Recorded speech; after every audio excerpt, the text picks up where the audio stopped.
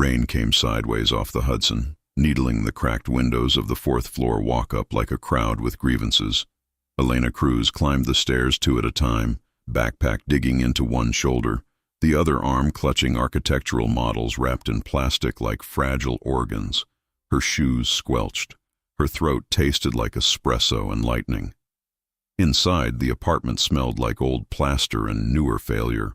Bottles glinted along the radiator, brown glass trophies for nights no one won. Rafael Cruz sat hunched at the table in his work boots, the boots he never laced anymore because what was the point? His hands shook around a cheap tumbler he called One Finger, even though he poured three. "L," he said without looking up, voice catching on the nickname. "You're home early. It's 11:42. She dropped the backpack, slid models onto the only clear surface, the top of the microwave, then turned so he'd see her face. "We're 3 weeks late on rent, Mrs. Juan cried on the phone. "Dad." She actually cried. He laughed, a dry, empty sound that tumbled over and died between them. "Eviction's just a tidy word for gravity." "Then fight it." She swept an ashtray into the trash and rinsed a plate that wasn't dirty enough to justify its existence in the sink. "Go to interviews. Show up sober. Pick one thing to keep." He did look up then, and for a second she saw the foreman he'd been on Midtown Steel. Barked orders in 2 languages, balanced on beams with skyline in his teeth, pride and a mean sense of care. "You think I didn't try? I think you stopped." The knock started as an argument with the door and became a battering. Plaster dust jumped from the jam. Raphael's glass slipped, shattered. A star burst across the linoleum. His color drained from tan to paper. "Elena." His voice was a thread pulled thin. "Don't open it." The lock gave a tired sigh. Metal spoke to metal with professional impatience. The door swung inward on 3 men in rain-dark suits. The first was built from angles and bone, the kind of size that turned plywood into foam. The second wore old scars on new cheekbones and a smile that didn't rise to his eyes. The third, who didn't need to be first to be in charge, stepped in last and looked around like light obeyed him. He was younger than the word boss implied, late 20s maybe, but not young anywhere that mattered. Dark hair cut to severity, a jaw made for verdicts. Under the charcoal coat, his suit lived in the gravity that comes from being tailored to a life. Eyes a gray so pale they could have been steel cooled to the exact temperature of mercy. "Rafael Cruz," he said, accent a dusting of old Naples over Manhattan consonants. "You've been avoiding my calls." Rafael rose too fast and swayed. "Mr. Valente," I thought. "When a man owes me $2 million and disappears, I do my own thinking." 2 million landed in Elena's chest like an iron. All the oxygen went to math and came back wrong. She caught the table with the heel of her hand and found her voice somewhere under it. 2 million what? The pale eyes slid to her, cataloging and concluding with unnerving calm. "Interest is a language the poor are forced to speak," he said mildly. "Your father became fluent." "Elena," Rafael hissed, "go to your room." She didn't move. "Who are you?" "Adrian Valente." He let the surname sit like a court stamp. "I finance and build in this city. Bridges, hotels, people." Her jaw set. "The kind of building that comes with guns." He almost smiled. "Guns come with the city. I supply foundations." His gaze flicked to the dripping window, the scrap of weathered brick visible beyond. "And roofs, when they're earned." The big man to his left shifted. The scarred one took a slow inventory of exits and Elena's pulse. Adrian moved nothing but air and still held the room. "You have 72 hours, he told Raphael. 2 million. Cash equivalents if you must degrade yourself with conversions. After that, I collect by other means." "Other?" Elena started. "Not your concern," Raphael cut in, sharp with sudden fear. "She's not part of this." "Everything you love is part of this," Adrian said, not unkind. "That is how love works." "You can't take," Elena began, but he was already turning.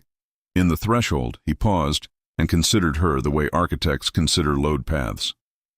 "What are you studying?" he asked. She blinked. "Architecture." "Then you know." A structure survives by distributing weight. Pain is weight. He held her a beat longer, the smallest ghost of something like apology in the line of his mouth. 72 hours, Raphael. Heed gravity. They left with the quiet of men who never needed to slam doors to be heard. When silence finally stopped ringing, Elena exhaled and realized she'd been standing on her toes as if the floor might save her if she took less of it. 2 million, she said. Raphael cradled his head. It grew. Like mold. Like interest. She wanted to break every bottle and then time. Who did you borrow from? He flinched. Everyone. The city hissed through the window frame. Elena picked up the broom because action was oxygen, because if she didn't sweep, she'd scream. At exactly 10 the next morning, her phone lit with a number she didn't recognize and a voice she already did. Ms. Cruz, Adrian said, the syllables smooth as tempered glass. We should talk about options. Her professor explained sheer walls in the background while Elena's world rotated to a new axis. She stepped into the hallway, leaned against cool cinder block and said, My father doesn't have 2 million.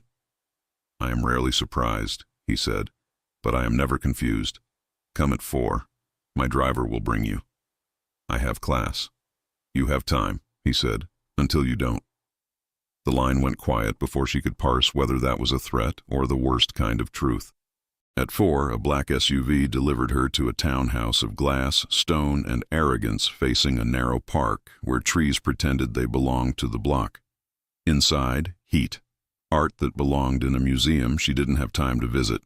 Marble that might, if you leaned down, whisper in Italian.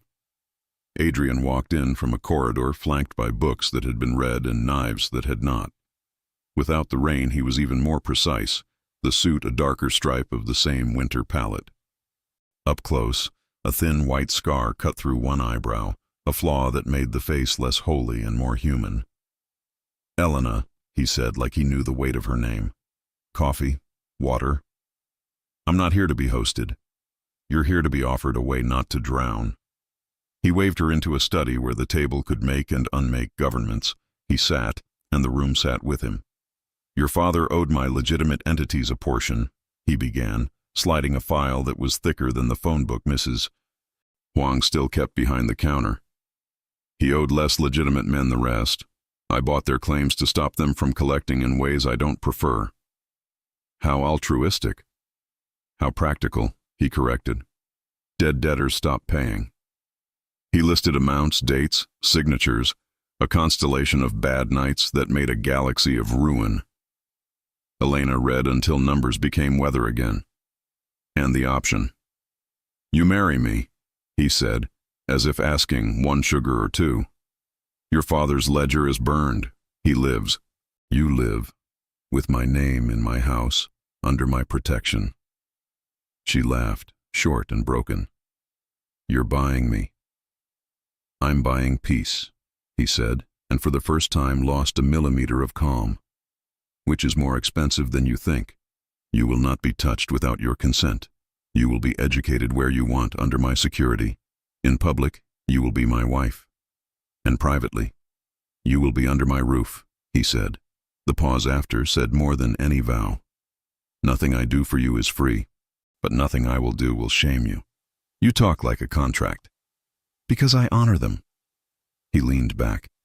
A ring in my world is a treaty. I'm offering you a border. She stood so quickly her chair stuttered on the rug.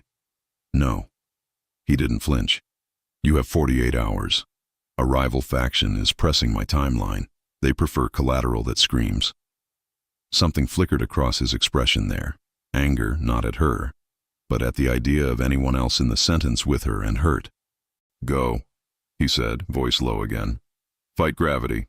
If you fail, my offer remains. He glanced at the rain-clean window.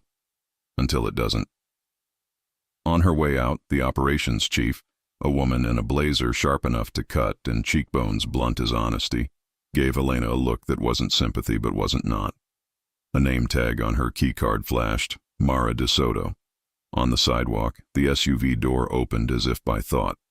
Elena didn't get in. She ran 3 blocks and rode a bus and counted seconds and wished seconds were money. That night, the knock didn't bother with the door. It blew the hinge. Men in masks poured into the apartment like a plan. Raphael rose and shouted and was silenced with a blow. Elena grabbed the cast-iron skillet and cracked a skull. Someone cursed in Russian. Another man laughed, delighted by the effort. They left her with a Polaroid of her father tied to a chair and a message scrawled on the back in block letters. The girl for the old man. 24 hours. By the time Adrian arrived, he didn't explain how he knew, and she didn't ask. Elena had already scrubbed blood she could never get out of the grout and wrapped her hands in dish towels that didn't want to stop being white. His face when he saw the photo was something she had not seen on him, unarmored, ugly with fear. "They took him," she said, voice made of sand. "They want me." "They will not have you," he said, like a weather report he intended to enforce. He looked at Mara. "Warehouse 4, now." Mara nodded once and put a phone to her ear. Orders moved out across the city like a drawn bow's breath. Elena held the photo like it might burn. "If I don't go, they'll kill him." Adrian looked at her then, all of her, and made a decision that changed gravity again. "Then we go together." They staged the planning in a room that smelled like oil and old Triumphs, an industrial shell on the Brooklyn waterfront where cranes slept like dinosaurs. Mara drew a map on a whiteboard in clean, muscular strokes. Volkov's crew favors the old textile factory on Navy. 2 stairwells, 1 freight elevator welded shut, roof access patched with sheet metal. Cameras on corners, but their angles are lazy. "Inside?" Adrian asked. 20 men, give or take 5 who owe somebody a favor. Her eyes slid to Elena, not unkind. "Hostage in the central office, taped to a chair. They'll have a line of sight to the main entry so they can feel important pointing guns at something." Elena pinched the bridge of her nose until sparks danced. "Why take my father if what they want is me?" "Because you'll run toward a burning house if your family's inside," Mara said. "He's bait. You're leverage. And you." Elena hadn't meant to say it out loud, but the room heard anyway. Adrian turned to her, the edge gone from his posture even if his jaw still refused to compromise. "I am not bait," he said carefully. "I am the enemy they can name. Names make fear feel tidy." "Then untidy it," Elena snapped, surprising herself. "Go around names." He watched the spark with a flicker of interest he didn't hide fast enough. "We are going around," he said. "Front team will posture, rear team will enter through the loading bay they use as a clubhouse, and a ghost crew will take the roof, cut the breakers, force them to pick which darkness they'd like to die in." Mara capped the marker. "If we do it clean, we're home in under 7 minutes." "And if they panic," Elena said. "Then we improvise," Adrian said. "We do not shoot the hostage." He looked at Elena so she understood he meant more than the obvious. "And we do not trade queens." Elena pictured the Polaroid, the bruise on Raphael's cheek flowering like mold. "I'm going."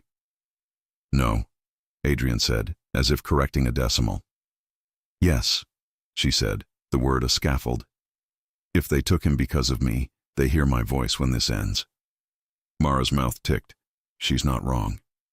"You are not neutral," Adrian told Mara, but his glare slid off her like rain. He ran a hand along his jaw, counted different kinds of risk, and compromised in the precise way of a man who hadn't had to learn it often. "Fine, vest, helmet, you don't leave my shadow. I don't need. You need not to die," he said, not raising his voice and somehow making the air fall into place anyway. "We don't get a second try." They moved at midnight under a sky the color of ammunition. The SUVs idled a block out. Men spilled and vanished. Radios murmured in a language of clicks and short nouns. Elena could feel her heart in her wrists. The vest bit at her collarbones. Mara fitted the helmet with quick hands and a surprising gentleness. "2 rules," Mara said. "If someone says down, you kiss the floor and stay married to it. If I drag you, you come." "Are you always like this?" Elena asked. "Like what?"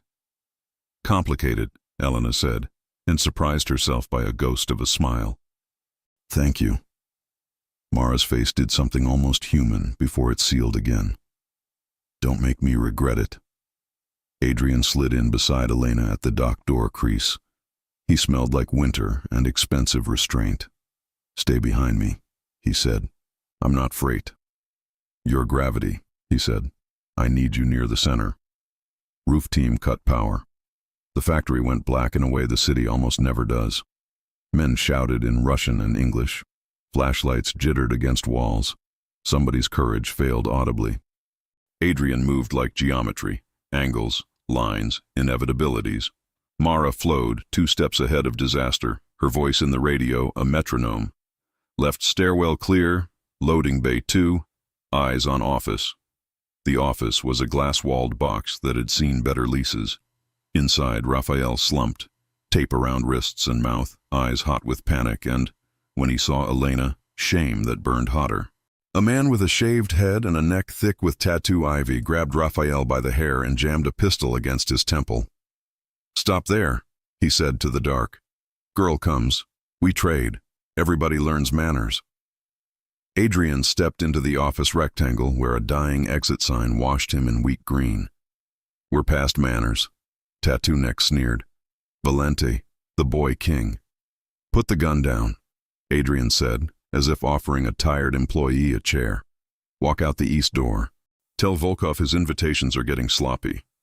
"You walk," Tattoo Neck said, emboldened by the sound of himself. He pressed the barrel harder. Raphael flinched and wheezed. Or he, Elena did not think. She moved. Later she would reconstruct the path. The office door was latched but old. Her shoulder was a battering ram she hadn't known she owned. Her heel found the man's instep. Her palm found his throat. The skillet she had used earlier to dent a thief's skull was not here, but a stapler was, and it met his temple with a sound like punctuation. The gun went off. The bullet took a screaming bit of ceiling. Adrian was suddenly everywhere, pinning the man, wrenching the weapon free, putting the barrel on someone else who had decided to be brave at the wrong time. The room filled with commands, some shouted, more implied. In under 9 minutes, it was done. Elena ripped tape from Raphael's mouth. "Dad," she breathed. He tried to apologize and coughed dust. "We're going home," she said, though the word felt too small for what lay ahead. On the way out, Mara caught Adrian's sleeve. "The tracker wasn't theirs," she murmured. "It was ours, or looked like it." Adrian's face didn't change, which meant everything changed. Inside? Motor pool access, sometime this week. Names? 6, realistically. He didn't look back at the men being zip-tied or the blood on the concrete where it would dry to a darker lie. He looked at Elena, who was holding her father up with fury and bone-deep exhaustion, and made a different kind of choice. "Go with them," he told her softly. "My driver will take you to a place no one can reach without me. I'm not hiding. You're regrouping," he said. "There's a difference." She opened her mouth to argue and then closed it because the floor had started to tilt in a way that meant adrenaline was cashing its check. She nodded once. At the safe house, less house than fortress with views, the doctor clucked and stitched and struck Raphael sober with threat of infection. Elena showered until her skin felt like someone else's, pulled on sweatpants from a drawer that shouldn't have known her size, and stood at a floor-to-ceiling window looking at a city washed clean of nothing. Adrian found her there, his tie still absent, the scar in his brow more pronounced when his face forgot to be official. "You move like someone who thinks 3 steps ahead," he said, "even when you're frightened." "I am 3 steps behind," she said without looking away from the river. He stood beside her without touching, as if they'd rehearsed the distance. "You don't owe me your yes." She turned. "But you still want it." "I want you alive," he said simply. Then, after a breath, "And I want the quiet that happens in my head when you are." Something complicated slid through her chest. "Your world is wrong for me. My world is wrong for me." He exhaled and for the first time let her see the toll. "But it is mine to fix. Through marriage. Through alliance," he said. "Call it what makes it survivable." He didn't reach for her hand, and somehow that made wanting it worse. "Rest," he added, stepping back. "I'll deal with Volkov's aftermath and the leak." "The what?" He held her gaze. Someone let them put eyes on you. He left on that sentence, and Elena stood a long time in the reflection of her own face on glass, wondering which part of herself would be required next. Morning came colorless. Elena woke from a dream of scaffolds into the softer nightmare of a bed that didn't belong to her and a view too expensive to believe. Her mouth tasted metallic. The nausea rose without warning. She barely made the bathroom. When it passed, she sat on the cool tile and did subtraction. Last period. A date on a wall calendar back at the apartment with a picture of a cat in a construction hat. She counted backward, and the math arranged itself into an answer that made the room feel both bigger and too small. No. Yes. Downstairs, an army-made breakfast. She avoided coffee because the smell had turned against her, and ate toast like it was a test she might ace if she didn't make eye contact with it. Mara appeared in a graphite suit and a bun that could outlast weather. "You're pale," Mara observed. "Sit. Eat. Working on it." "Good." Mara poured tea. "We pulled the tracker from your car, hidden under the rear fender, painted to match road filth. Whoever did it had access and time." Elena set the toast down. "Inside your house." "Inside our network," Mara said, voice flat as the table. 6 with the right clearance. 1 I'd bet my bonus on if I still wanted a future. "Who?" Mara didn't answer. That was an answer. Elena stood. "I need the drugstore." Mara's eyes flicked to Elena's face, and in that split second made 3 or 4 possible stories. "We can have anything delivered." "No." The word was too sharp. She softened it. "I need to go myself." Mara took a long breath, weighed trust against protocol. "Take car 3, she said finally, "and don't be clever." "I don't have the energy." Which was almost true. The pharmacy was normal in the way a church is normal. Aisles of solutions for tolerable human suffering. Elena kept her head down, paid in cash, threw the small bag into her tote like it was shame, and went back to the car. A black sedan pulled out a breath after they did and sat 3 vehicles back with the focus of a cat. Her phone buzzed. "Adrian." "Where are you?" he asked, not quite accusing. "Coming back," she said. "I think I'm being followed." Silence took 1 second. "Describe the car." "Black, unhelpful, I know. 2 men, patient." "Morrison to 5th, he said. "Warehouse row, do not stop. Do not signal them, you've noticed."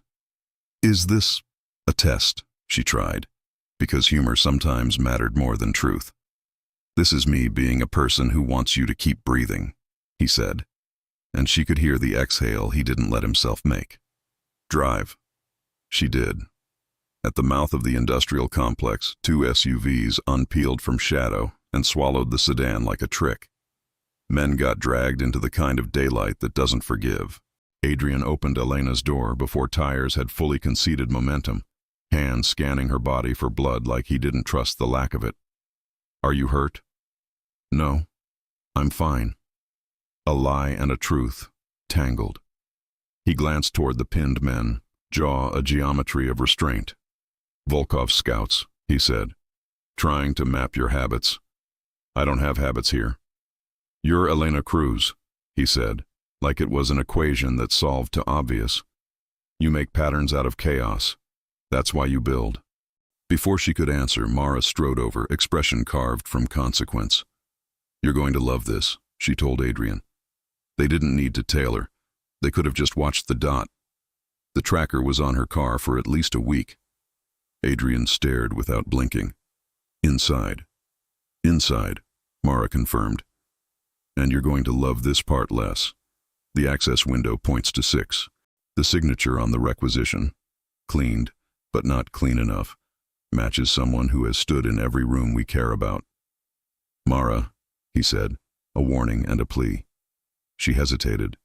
For a heartbeat, her face was a battlefield. "Don't make me say it." He said it for her. A name that tasted like loyalty dying.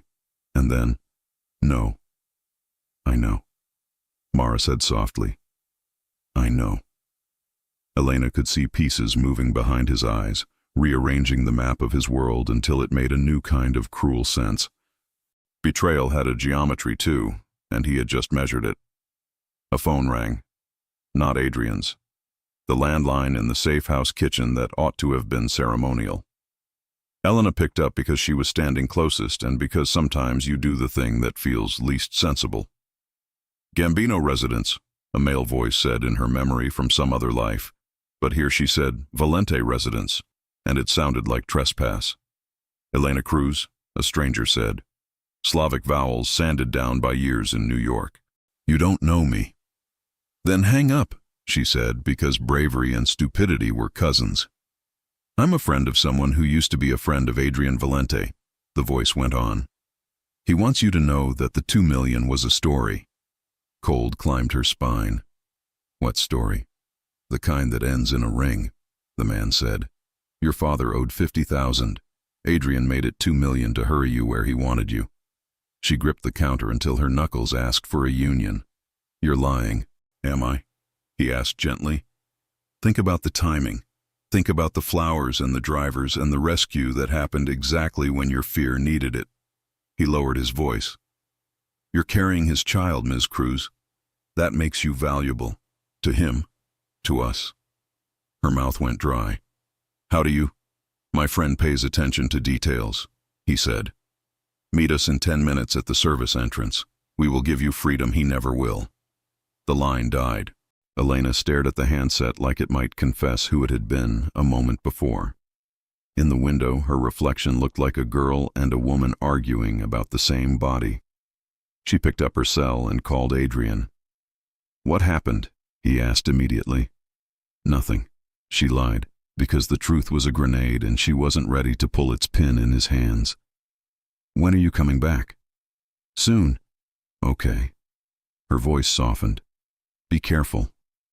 I don't know how, he said, and then laughed at himself. But I'll try.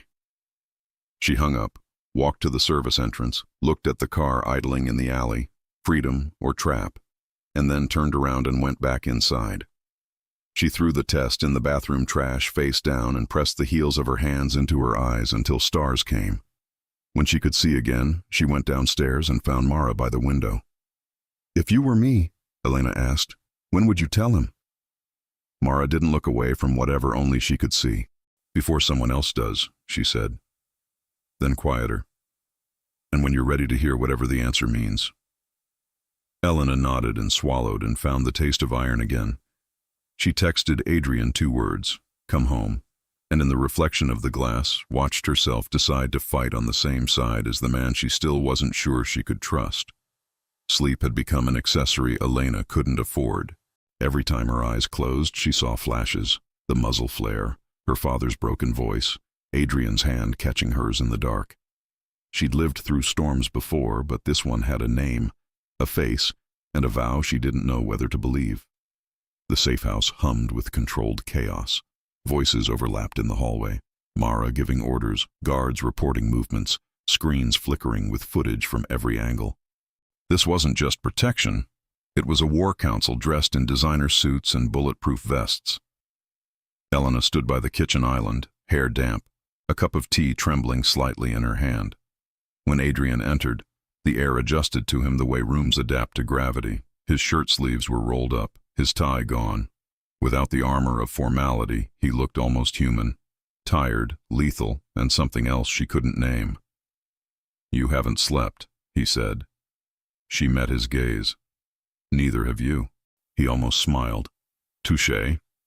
Mara appeared, a tablet under one arm, eyes sharp as ever. Update. The men who tailed her have been processed.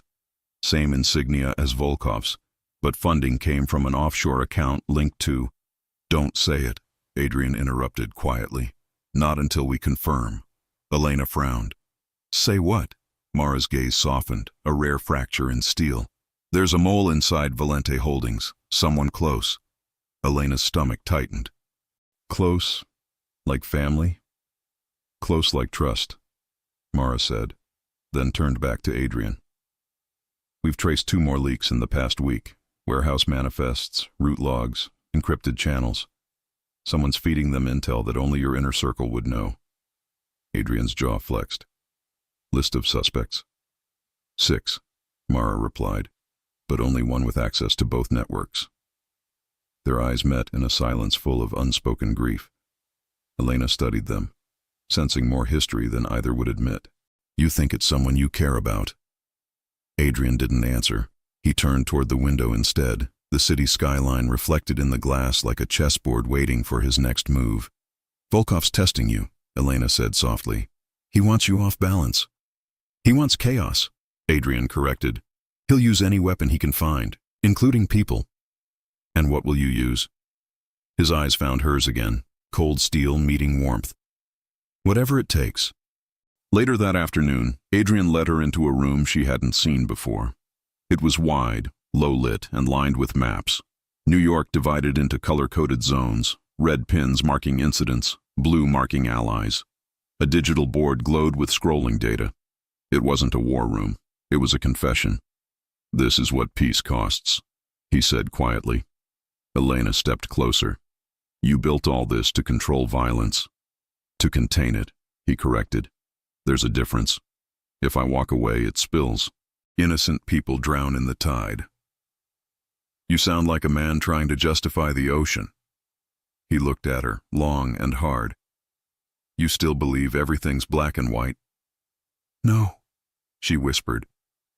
"But I believe people choose which shade they live in." For the first time, his expression cracked open. Not with anger, but with something almost raw. "What shade am I, Elena?" She held his gaze, steady and sure, the kind trying to wash off the blood.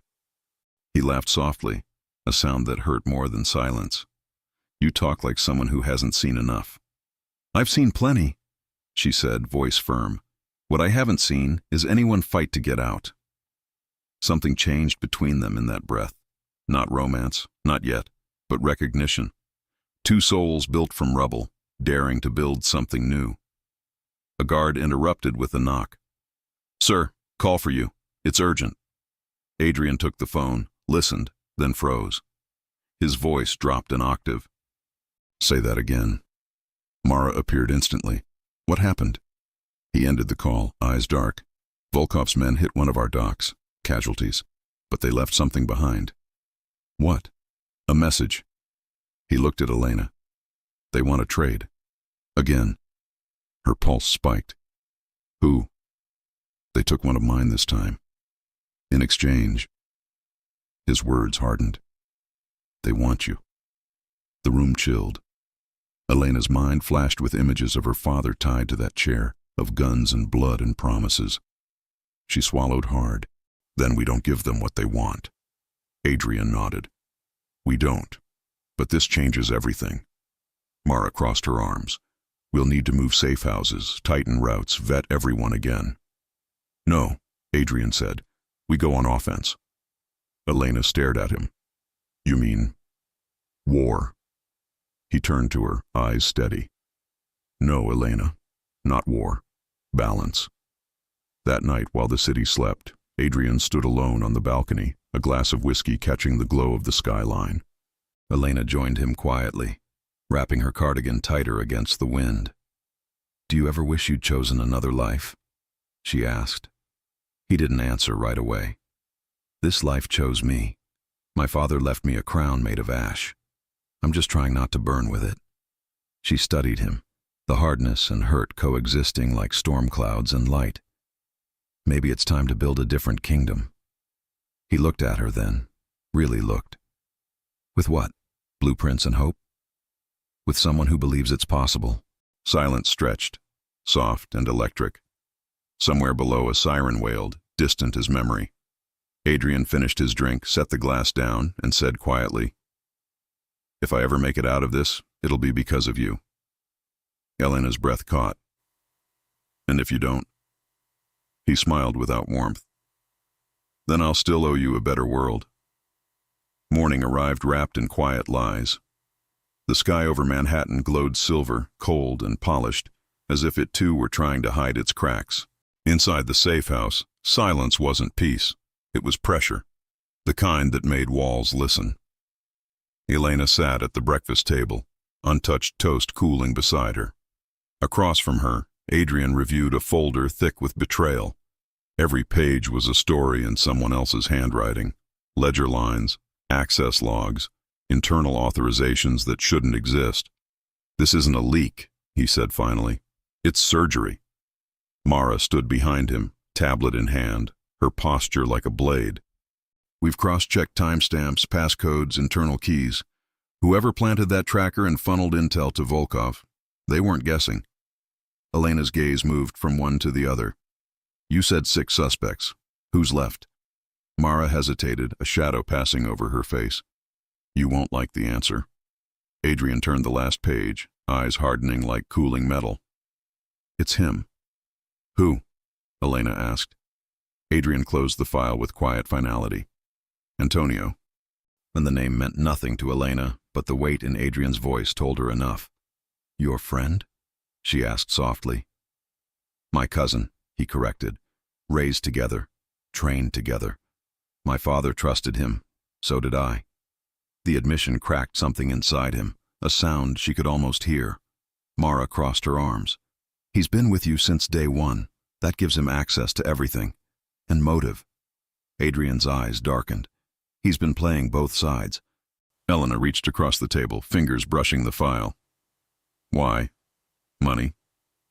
"Power," Adrian said quietly. "He's always believed I inherited what he deserved. This," he tapped the file, "is his coup.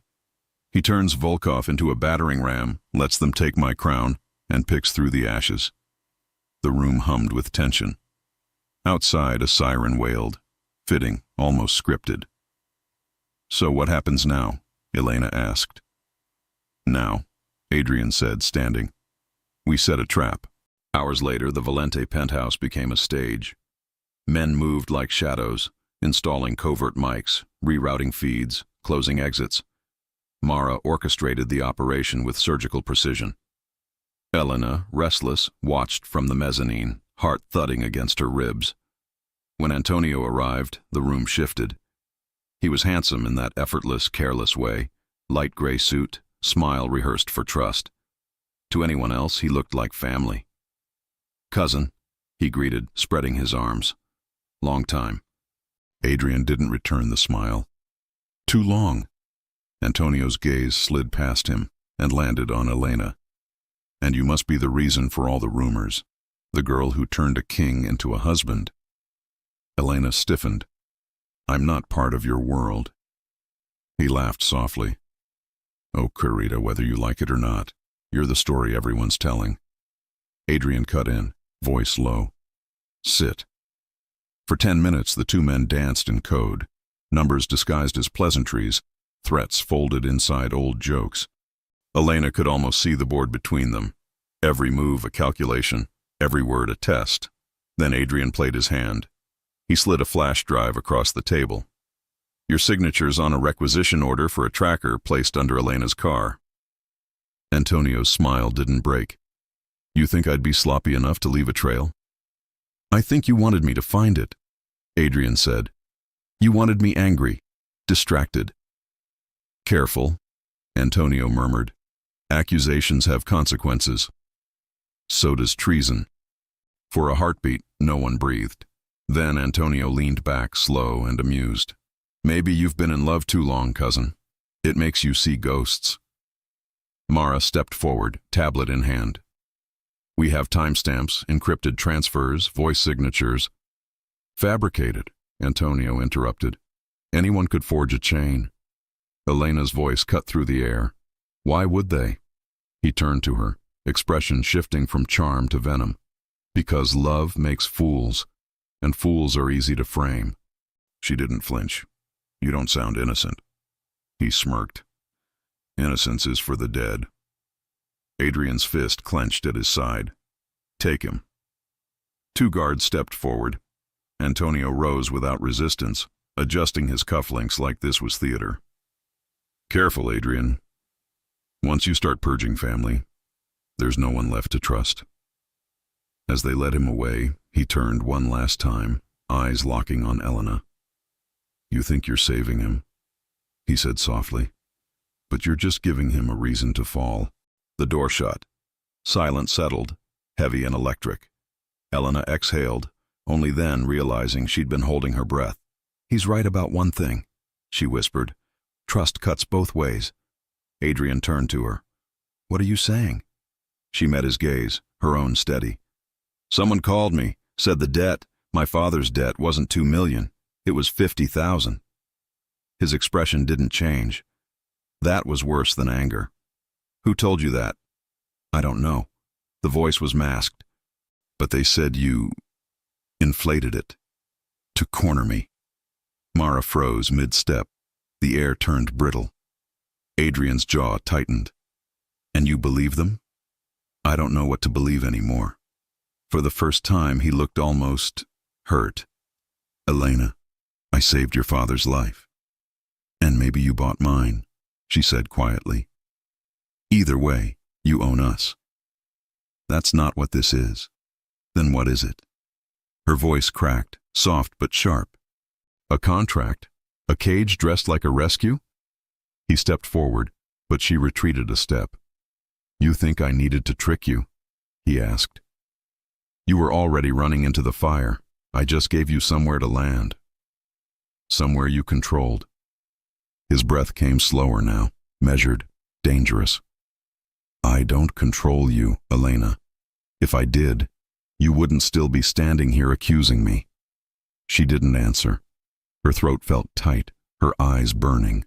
Behind them, Mara quietly excused herself, leaving the storm to the ones who started it. Adrian took a breath, steadying himself. You want the truth? I don't care about numbers. I care about leverage. Every enemy I've ever had learned one thing. You protect what matters by making it untouchable. That's what I was trying to do. Her voice broke. By taking away my choice. No, he said, softer now. By giving you one. For a moment, silence swallowed them whole. Then Elena turned away, tears she refused to shed glinting in the light. Maybe that's the part you still don't understand. She left before he could answer. The door closed gently, too gently for the noise inside her chest. Adrian stood alone in the war room, hands braced on the table, the city map glowing under him. He stared at the red pins, the blue zones, the fractures he couldn't fix, and for the first time in years, he didn't know which enemy scared him more, Volkov's army or the woman who saw through his armor. The explosion ripped through the night like a verdict. Glass shattered across the penthouse floor, alarms wailed, and smoke clawed its way into every corridor. Elena hit the ground before thought caught up, heat and light swallowing sound. For a heartbeat, she couldn't tell if she was screaming or if the world was. Then, silence, the kind that follows destruction. Elena! Adrian's voice, rough, frantic, alive. She coughed, pushing through the haze, eyes burning. Here! A beam of light cut through smoke. Mara, moving with military precision, weapon drawn. Clear the west wing, she shouted. Secondary blast risk. Move! Adrian appeared, bleeding from a shallow cut along his temple, hand outstretched. Come on, now! She grabbed it, stumbling to her feet. The room that had been a cathedral of marble and glass was now a ruin, paintings torn, walls cracked, the city visible through a gaping wound where windows used to be. What was it? She gasped. C4, Mara snapped. Small charge, targeted, message, not massacre. Elena's heart raced. From who? Adrian's jaw hardened. Who do you think? They moved fast, down the emergency stairwell, through corridors that smelled of smoke and betrayal. Outside, rain fell in silver knives, hissing against the wreckage. Sirens rose in the distance, too late to matter. Paramedics met them at the curb, but Adrian waved them off. We handle our own, he said, voice cold as steel. Then to Mara. Pull the footage. Already on it. Elena shivered, adrenaline fading to ache. You could have died. He looked at her, expression unreadable. So could you. I'm not the one they want. His gaze darkened. You're exactly what they want. An hour later, they gathered in the surveillance suite, screens flickering with feeds from every corner of the property. Mara scrubbed through footage until the timestamp matched the blast. There.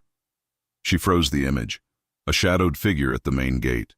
Hooded, deliberate, carrying a small case. Adrian leaned closer. Zoom. Mara magnified the frame. The resolution broke into static, but not before a single detail emerged. A gloved hand with a tattoo. A wolf's head, inked in black. Elena's breath caught. Antonio. Adrian closed his eyes briefly. He's declared war. Mara exhaled. We picked up chatter on encrypted channels. Volkov's men are moving east, consolidating ground. And there's more. She hesitated. They're claiming to have your father, again. Elena froze. No, he's safe, he's under guard. They hit the convoy, Mara said. We lost contact 20 minutes ago. Elena felt the world tilt. Then we go, now. Adrian caught her arm. Not like this. I'm not staying here. He didn't raise his voice. He didn't need to. If you run into that, they win. Your leverage, Elena. The second they have you, every move I make becomes theirs. Then what? Sit here while they kill him? He stepped closer, the storm in his eyes matching hers.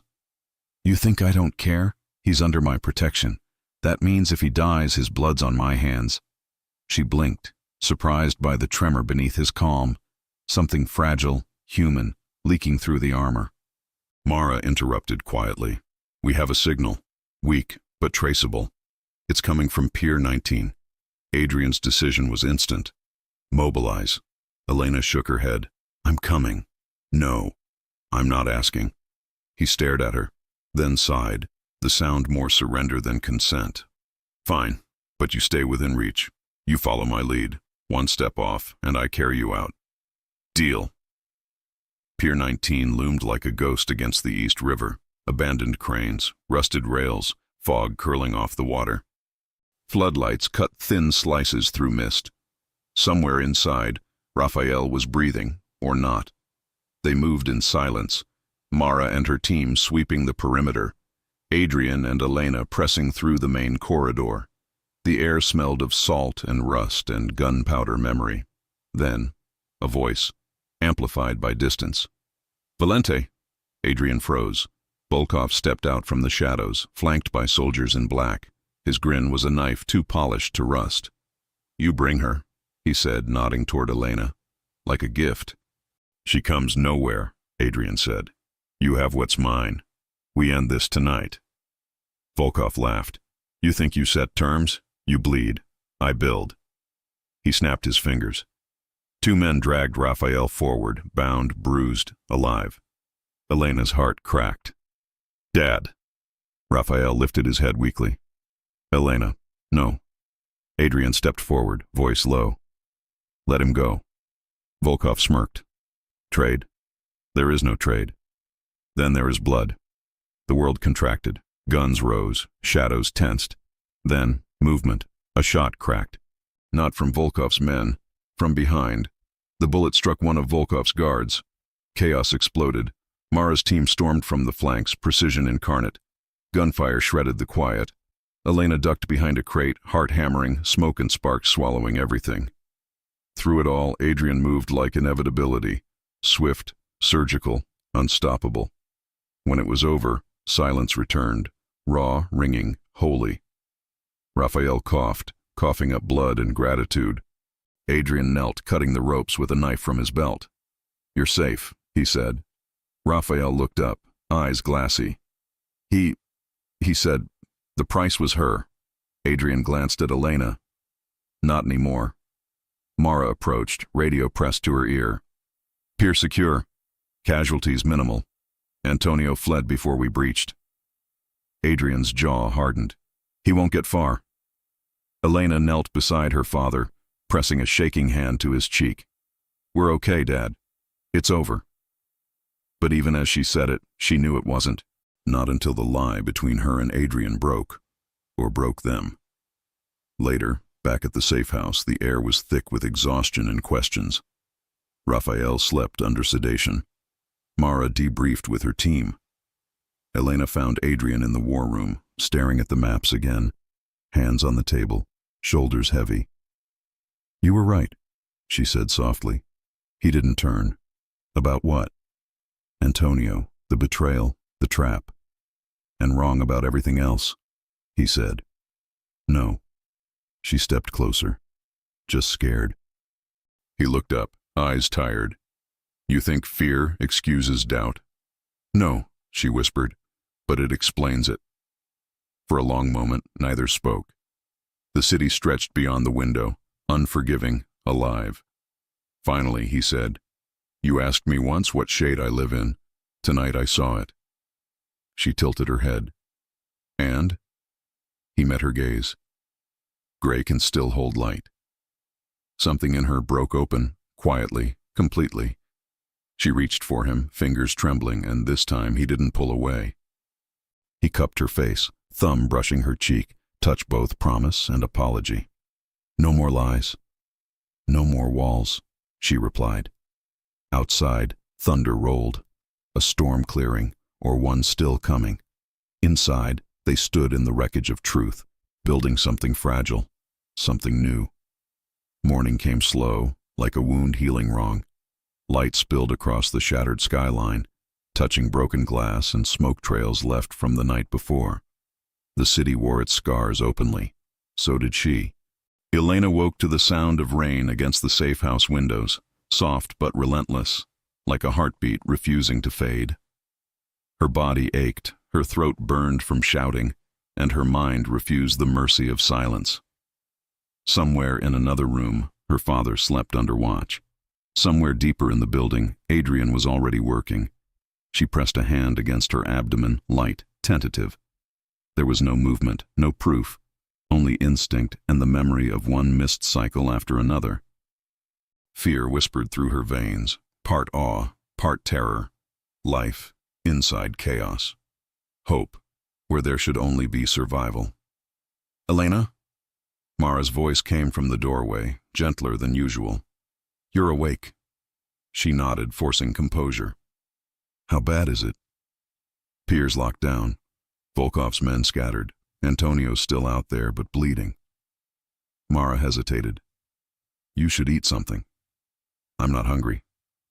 "You should still eat," Mara said softly, like a mother might. "Strength isn't optional in this life." Elena gave a ghost of a smile. "You sound like him." Mara's lips quirked. "Then maybe you should listen." When the door closed, silence returned, and with it, the truth she'd been trying not to face. She couldn't hide this much longer. Not from him.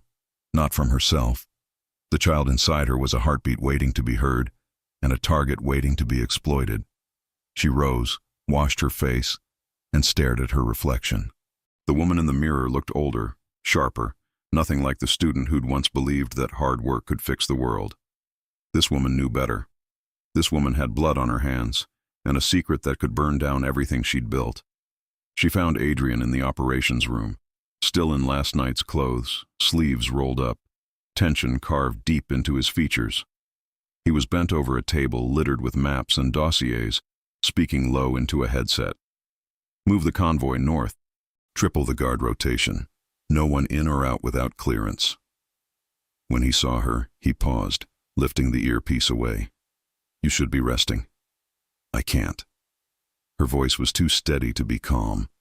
He studied her, something flickering in his pale eyes. "What is it?" Elena stepped closer. Her hands trembled, but her voice didn't. "We need to talk." That got his attention. He dismissed the line and turned fully toward her. "Tell me." "I'm pregnant." The words dropped like a stone in still water, ripples spreading through the air, through his breath, through her certainty. He didn't speak at first, didn't move, just looked at her as if the universe had shifted and no one had told him why. She wrapped her arms around herself, bracing for silence, for rejection, for the storm. "I didn't plan it. I didn't even know until everything went insane." Finally, he inhaled, sharp and shallow. "How long?" 6 weeks, maybe 7. Adrian moved closer, slow, careful, as though afraid she might vanish. "And you're sure?" She nodded. "Yes." He reached out, stopping just short of touching her. "You should have told me sooner." "I wanted to," she whispered. "But you were fighting wars. I was trying to stay alive." Silence stretched between them, taut and trembling. Then, softly, "You're carrying my child." Her breath caught. "Our child." Something broke across his face. A tremor, a flash of wonder so raw it hurt to see. His hand came up, resting over hers on her stomach. Warmth spread through her, fragile, fleeting. "You've given me something I never thought I'd have," he said, voice low, reverent. "A future." Her throat tightened. "Then let's build one that isn't made of blood." Before he could answer, the door burst open. Mara stood there, phone in hand, face pale. "We have a situation." Adrian's tone snapped to command. "Report." "It's Antonio. He's resurfaced, and he's not alone." Elena's heart dropped. "Who?" Mara hesitated. "The Bratva. What's left of them. He's offering them something in exchange for their backing." "What?" Adrian demanded. Mara's eyes flicked to Elena, then away. Her. The room tilted. "Me?" "Antonio told them he can deliver the heir," Mara said.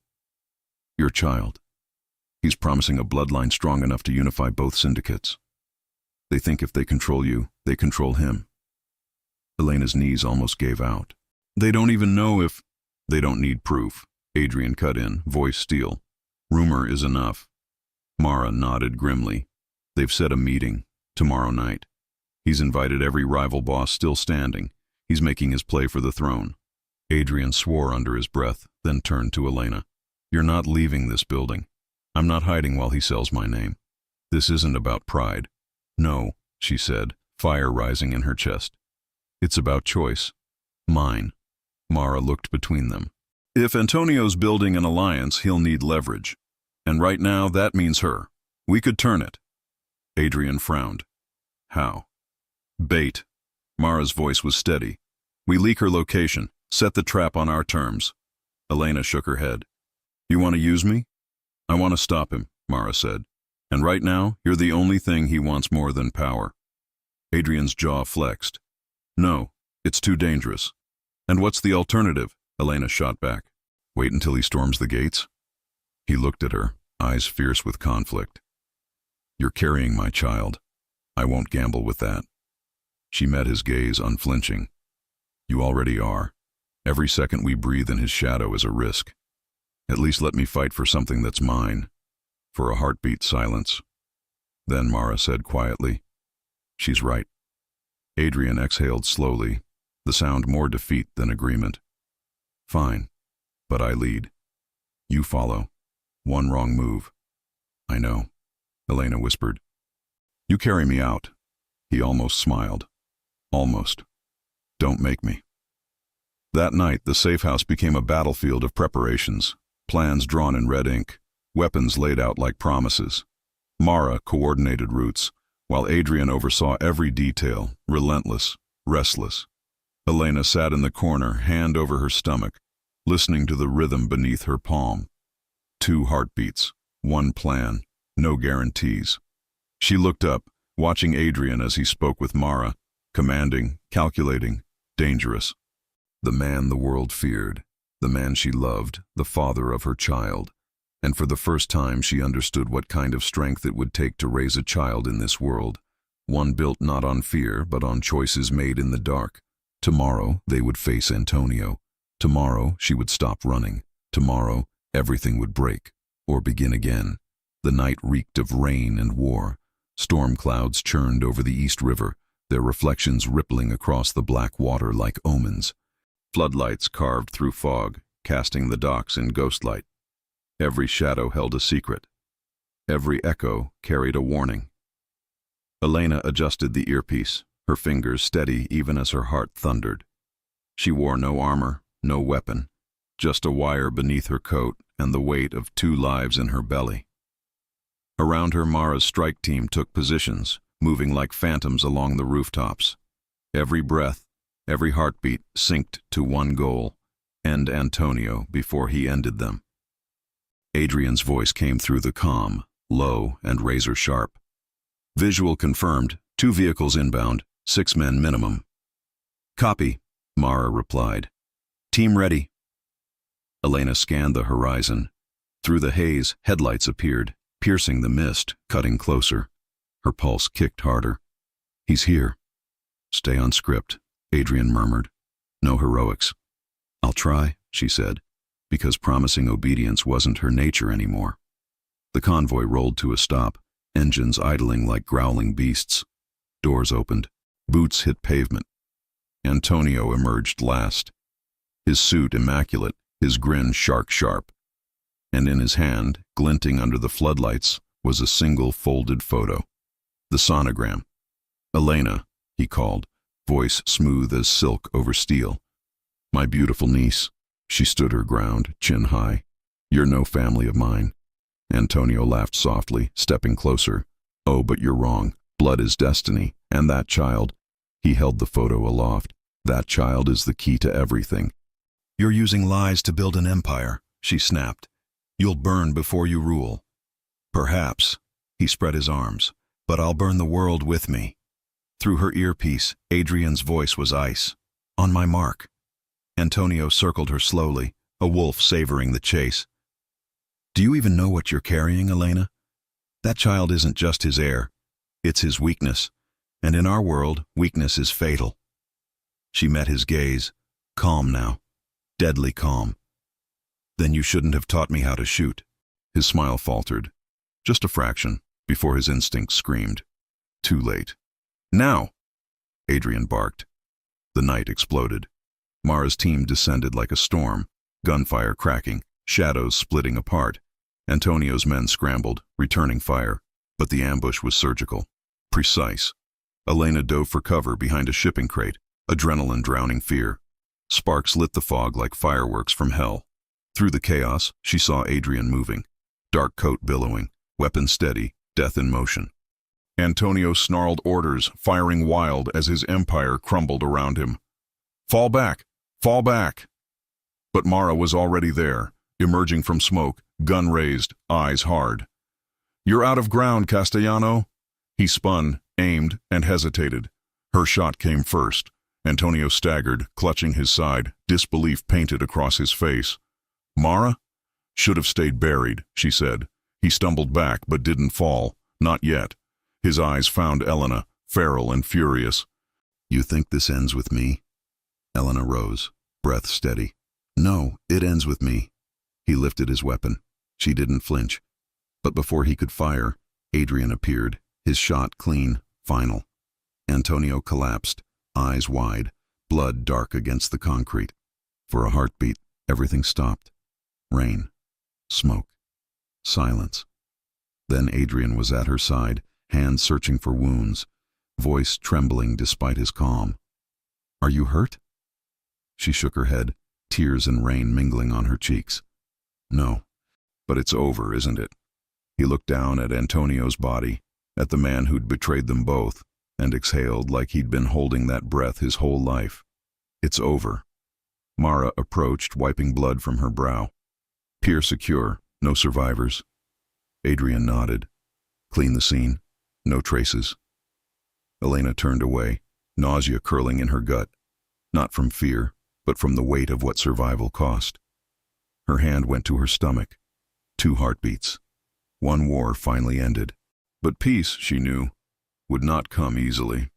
Back at the safe house, dawn broke over the river. Gray light bleeding through clouds, washing the blood from the world, but not from memory. Adrian stood at the window, silent, shirt torn, knuckles raw. Elena watched him from across the room, feeling the distance between what they'd become and what they'd been. He spoke first. You shouldn't have been there. You needed me there. He turned, eyes dark but not cold. That's not the point. Then what is? She asked softly. That I'm your weakness, or that you're mine? He crossed the room in 3 strides, stopping inches away. That you matter more than winning. She blinked. We've both killed to survive. What makes us different from him? Adrian's voice dropped to a whisper. We stop when we have something worth saving. Her throat tightened. And do we? He reached for her hand, guiding it to his chest, over the steady drum of his heart. We do now. For a moment, silence. Fragile, full, human. Outside, sirens wailed in the distance. Inside, life began to return. Mara entered quietly. It's done. Antonio's men are in retreat. The council will name you interim head until the families vote." "I didn't want a throne," Adrian muttered. Mara's gaze flicked between them. "You've got one anyway. The question is, what will you build on it?" Adrian looked at Elena. "Something better." She smiled faintly, exhaustion softening her features. "Then build it." He brushed a damp strand of hair from her face. "With you?" "With me," she said. "But not for us, for them." Her hand rested again on her belly. His eyes softened. "Our legacy." "No," she whispered. "Our redemption." That night, under the hush of rain and sirens, they buried Antonio in unmarked ground. No flowers, no prayers, only silence. The man who'd tried to own their future now belonged to the past. Elena stood beside Adrian, fingers laced with his. She didn't weep. Neither did he. Some endings are too heavy for tears. When they turned away, dawn had begun to break again, weak light spreading across a sky scrubbed clean by war. The city still slept, unaware that its rulers had changed, that its peace was paid for in blood. Elena looked at Adrian. "What happens now?" He thought for a moment, then said, "Now, we build a world our child won't have to escape." She nodded, hope trembling like new light. "Then let's begin." Peace arrived like a rumor, whispered, fragile, unbelievable. For the first time in months, the city slept without gunfire. Streets once stained by war now shimmered under fresh rain, and the air carried the cautious breath of something close to hope. Inside the Valente estate, silence reigned. No guards shouting orders, no radios crackling with threat, just the rhythmic echo of a house learning to rest again. Elena stood by the window of her new office, watching morning light stretch across the skyline. Her reflection in the glass looked different now, stronger, sharper, but gentler too. A woman who had fought, bled, and survived. A woman who carried both life and legacy within her. Behind her, papers rustled. "You should be resting," Adrian said, stepping in quietly. His voice carried warmth she hadn't heard in weeks. "I can't," she murmured. "Every time I close my eyes, I see him." "Antonio?" She nodded. The way it ended. The way he looked at me like he knew something I didn't. Adrian crossed to her, his hand resting on the small of her back. He was bluffing, trying to die with power. "Maybe," she said. Or maybe he was telling the truth. A soft knock interrupted them. Mara entered, face unreadable, a file in hand.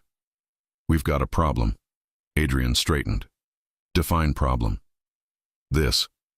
Mara laid the file on the desk. Inside were surveillance stills. Grainy, time-stamped, impossible. Elena's breath caught. "That's impossible." The photo showed Antonio, alive, standing at the edge of a helipad 3 hours after his supposed death. Adrian frowned. "Deepfake?" "We ran it through analysis," Mara said. "It's clean. GPS matches. Timestamp aligns with the window after the pier cleared. Whoever we buried wasn't him." Elena's knees went weak. "Then who did we—" "A double," Adrian said darkly. "He planned this." Mara nodded. "And he's not alone. We've intercepted encrypted traffic, new alliances forming under a name we haven't seen before." "What name?" Elena whispered. Mara hesitated, then said, "The Wolf." Adrian froze. "That was my father's call sign." Elena turned sharply. "Your father? But he's dead," Adrian finished. "Or supposed to be." The silence that followed was heavier than any gunfire. Elena searched his face, reading the war beneath his calm. "You think he's alive?" "I don't want to," Adrian said.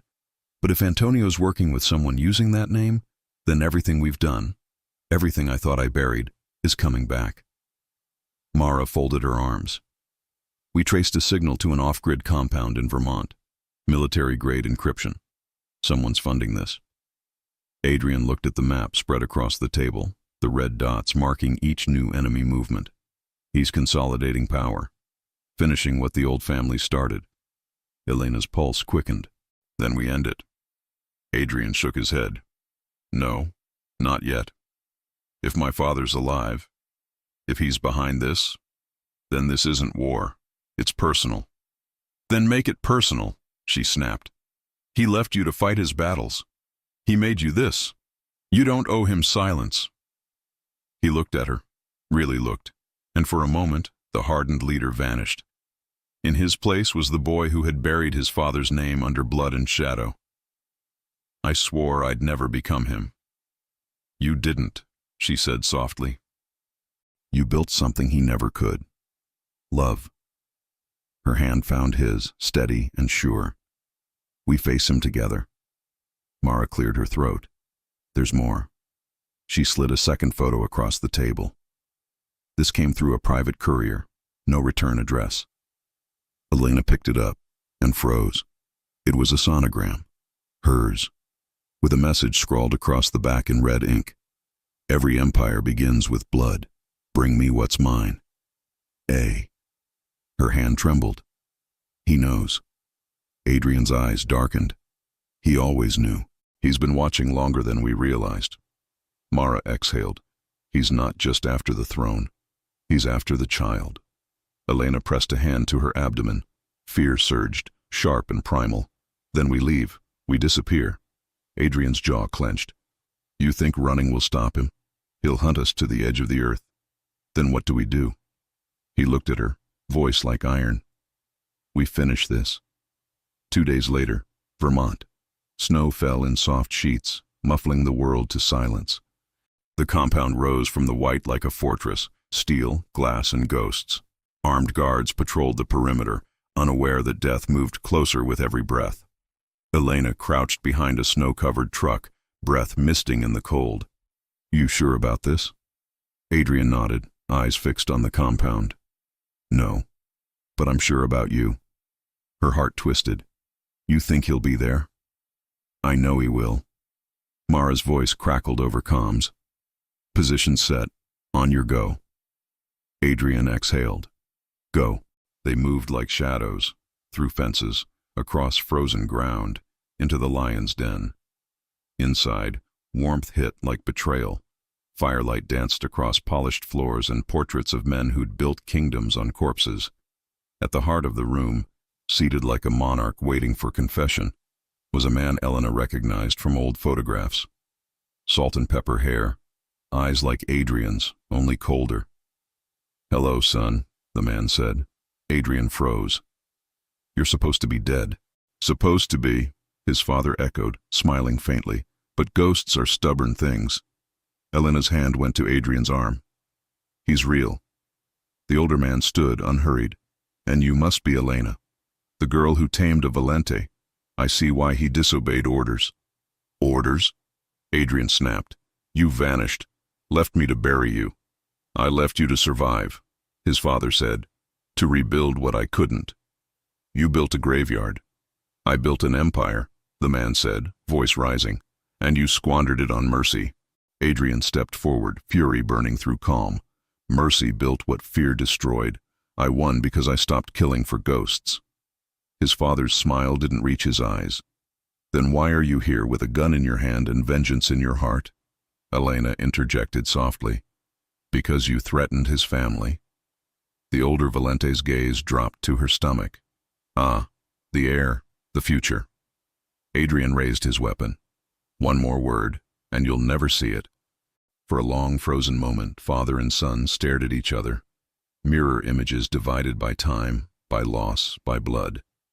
The past, alive again, demanding tribute. Then, faintly, from behind them, footsteps. Antonio stepped out of the shadows, alive and smiling.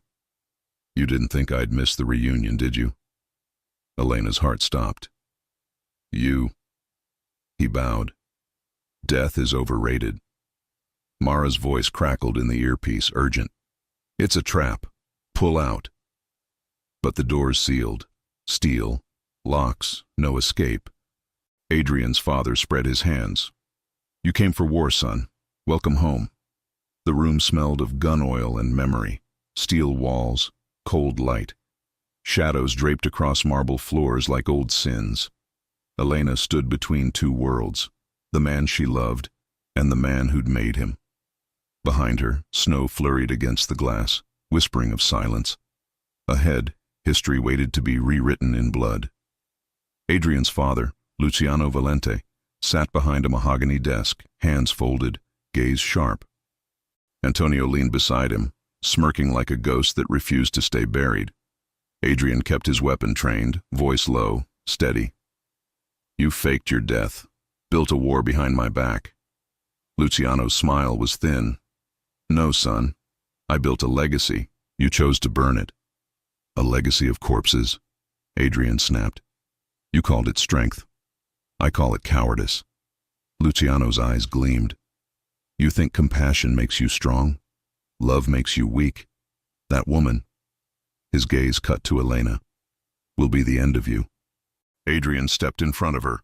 No, she's the reason I'm still standing. Antonio's laugh cracked the air. Poetic, heir of Valente, defender of the crown, and yet he still can't see. This isn't love. It's leverage. Elena's voice sliced through. Leverage is what you use when you've already lost. Antonio's smile vanished. Brave words for someone surrounded. Mara's voice broke through the calm, static, frantic. Adrian, reinforcements inbound. 10 hostiles, south wing. We can breach in 90 seconds. He didn't look away from his father. Hold position. Luciano tilted his head, almost proud. Still issuing orders. You got that from me. I got everything I hate from you, Adrian said, but I'm done carrying your ghosts. Luciano rose slowly, circling the desk. You can't kill me, boy. If you do, you become me. Adrian's jaw tightened. Maybe the only way to break the curse is to end it. Then shoot, Luciano whispered. Prove you're your father's son. Silence filled the room, thick, suffocating, eternal. Elena's hand slid into his, fingers trembling but sure. You don't have to, she said softly. He's already dead. You buried him when you chose love. Adrian's breath hitched. His gaze softened, then hardened again as Antonio reached for his gun. The shot was instinct. Clean. Final. Antonio fell, eyes wide, shock frozen on his lips. Luciano didn't flinch. You saved your woman, but you doomed your soul. No, Adrian said. I freed it. Luciano lunged for the weapon, but Mara burst through the door, team behind her, muzzle flash splitting the air. The blast threw him back. He collapsed against the desk, eyes still open, as if stunned that death had finally found him. Smoke hung heavy. Silence settled like dust after thunder. Adrian lowered his gun, chest heaving. Elena stepped forward, laying a trembling hand on his arm. It's over. He turned, eyes hollowed by grief and relief. I never wanted this. I know, she whispered. That's why you're not him. Luciano's final breath rasped through the room. You think you've won, but power doesn't die. It waits. Adrian knelt beside him. Then I'll build something it can't corrupt. Luciano's eyes flicked to Elena's belly, a ghost of a smile haunting his lips. Then you'd better start soon. And then he was gone. They left the compound as dawn broke, the sky painted in gold and fire. Snow melted under their boots, washing blood back into earth. Mara covered their retreat, her team silent, efficient, soldiers leaving a battlefield and entering legend. Outside wind whipped through the pines. Elena stopped, staring back at the fortress disappearing into morning mist. Do you think it ever ends? Adrian joined her, hand resting over hers. No, but we can choose what begins. Her eyes filled with light. Then let's begin something better. He turned to her, brushing a strand of hair from her face. We will. For them. For us. She smiled softly. You sound like hope. He kissed her forehead. Maybe that's what we fight for. 6 months later, Brooklyn Carter's coffee gleamed in the sunlight, rebuilt brick by brick. Patrons filled the warm space, laughter, steam, the hum of life returning. On one wall, Sophie's new mural stretched wide, a phoenix rising from the ashes, wings made of city lights and coffee steam. Elena moved behind the counter, her belly now round beneath a soft sweater. Every detail, every scent of roasted beans, every clink of cups, felt like a heartbeat she'd fought for. The bell above the door chimed. Adrian stepped in, wind-tossed and smiling, a rare softness in his eyes. "You're supposed to be resting." "I am," she teased. "Standing rest." He crossed to her, slipped an arm around her waist. "Doctor said soon?" "Any day now." He pressed a kiss to her temple. "Guess I should finish the crib." She laughed quietly. "You? With tools?" He grinned. "I've built empires. I can handle a crib." She tilted her head. "Empires fall. Cribs last. Then that's the one I'll build." They shared a quiet moment, the world outside moving on, unaware of the war they'd survived to find this peace. Mara entered then, carrying a small box. "Mail for you two." Adrian frowned. "From who?" "No return address." Elena opened it. Inside was a single silver coin, engraved with a wolf's head. She looked up sharply. "What does it mean?" Mara's eyes darkened. "It means someone's still watching." Adrian took the coin, closing his fist around it. "Then let them. We're not running anymore." Elena met his gaze, calm, unafraid. "We don't hide from ghosts. We outlive them." He smiled. Together, the crib stood by the window, sunlight spilling across soft blankets. In it, a child slept, peaceful, unaware of the blood that had built their home. Elena watched from the rocking chair, journal in hand. She wrote slowly, carefully, as if every word were a promise. "For every heart broken by violence, may love rebuild stronger. For every shadow born of blood, may light endure. And for every name tied to war, may legacy become peace." Behind her, Adrian stood in the doorway, quiet, proud. "What are you writing?" "Our story," she said softly, "so they'll know who we were." He crossed to her, resting a hand on her shoulder. "And who we chose to be." Outside, the city glowed. No longer a battlefield, but a cradle. And for the first time, their world truly felt alive. Because love, when forged in fire, doesn't break. It becomes the legacy itself. If you enjoy stories like this, take a moment to subscribe to the channel. That's how I'll know you truly liked it. Even if you're watching on your TV, grab a second to join this family of fans who love emotional and heartfelt stories. Your support means everything, and it helps us bring you even more tales like this one.